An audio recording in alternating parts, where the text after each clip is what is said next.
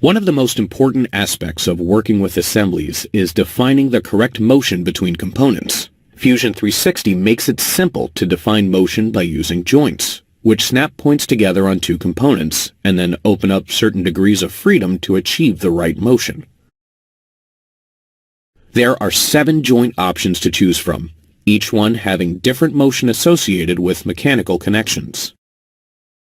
The first joint type is the rigid joint, which locks all degrees of freedom and keeps the two components fixed to one another. You can see this animation when I click the play button. The two components shake on screen to show that they're fixed to one another. The alignment options above set the relative position of the joint origins and are available for all joint types. The second joint type is the revolute joint, which has a single rotational degree of freedom, much like a hinge. When I select this option, an additional motion option, rotate, becomes available. This specifies the axis that the components will rotate about. As I change this option, notice that the preview of the motion changes.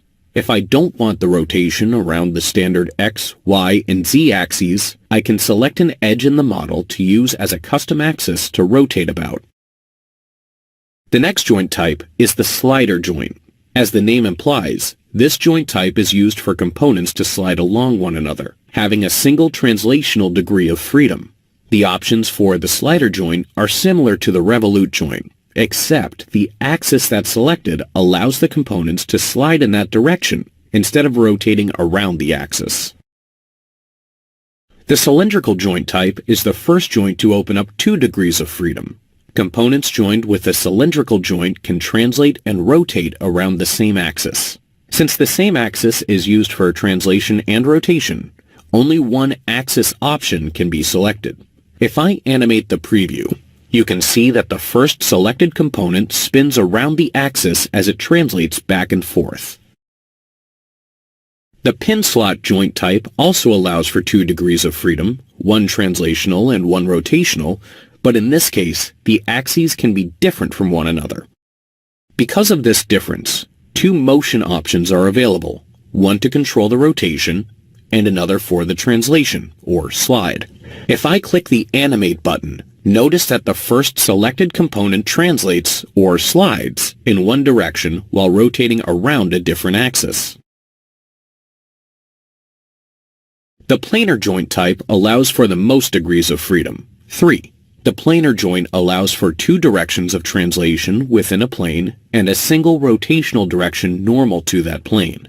It is designed for joining 2 components such that they can slide fully across them and rotate across that planar surface.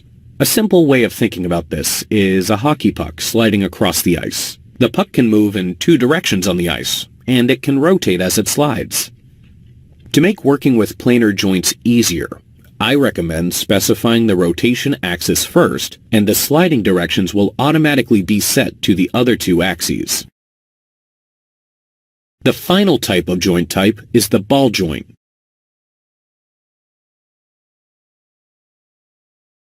This joint has 2 degrees of rotational freedom, pitch and yaw. These 2 terms may be a little unfamiliar, but all that you need to know here is that the pitch allows the components to rotate around the z-axis, while the yaw rotates the components around the x-axis.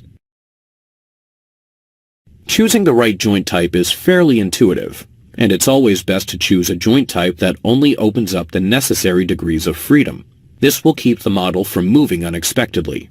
Not only will this make the model more robust, but it will also reduce the computations needed when experimenting with the assembly, which will help speed up the design process.